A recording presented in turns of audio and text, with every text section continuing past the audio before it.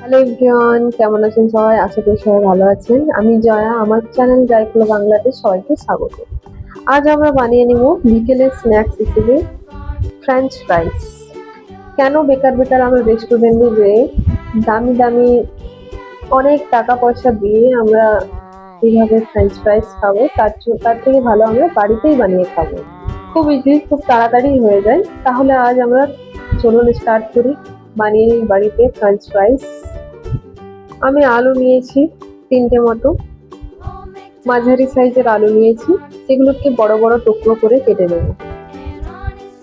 এটা খেতে এত টেস্টি হয় যে সবাই পছন্দ করবে, বাচ্চা থেকে বড়রা সবাই। সসপ্যান নিয়েছি, তার মধ্যে আমি আলুগুলো দিয়ে দেবো।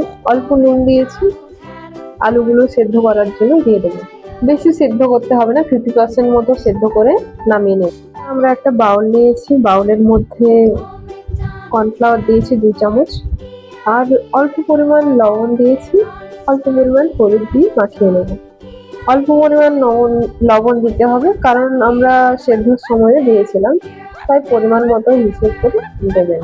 ঠিক আছে? কড়াইতে তেল দিয়ে গরম হলে তেলটা, এবারে আমরা আলুগুলো ফ্রাই করার জন্য কড়াইতে দেবো।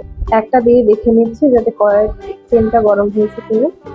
এবারে দেখে নিলাম আমরা গরম হয়ে গেছে তেলটা। এবারে দিয়ে দেবো আলুগুলো, অল্প অল্প করে ভেজে নেবো, কারণ কম তেল দিয়েছি তাই। দেখুন ভাজা হয়ে গেছে, একদম কড়কড়ে ভাজা হয়েছে, ভেতরে সফট আর ওপরে কড়কড়ে ভাজা হয়েছে। এবারে আমরা দিয়ে দেবো, এভাবে সব আলুগুলো ফ্রাই করে নিয়েছি আমরা। এরপরে আমরা মশলা মিক্স করে নেবো এর সাথে, আলুর সাথে।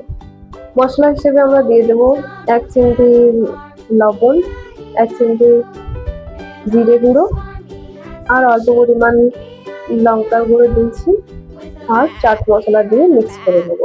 এবার আমাদের ফ্রেঞ্চ ফ্রাইস রেডি। এবারে আমার ভিডিওটি ভালো লেগে থাকলে একটা লাইক, একটা কমেন্ট করে দিন, আর চ্যানেলে নতুন থাকলে আমার চ্যানেলটিকে সাবস্ক্রাইব করে দিন। সবাই ভালো থাকবেন, সুস্থ থাকবেন। ধন্যবাদ।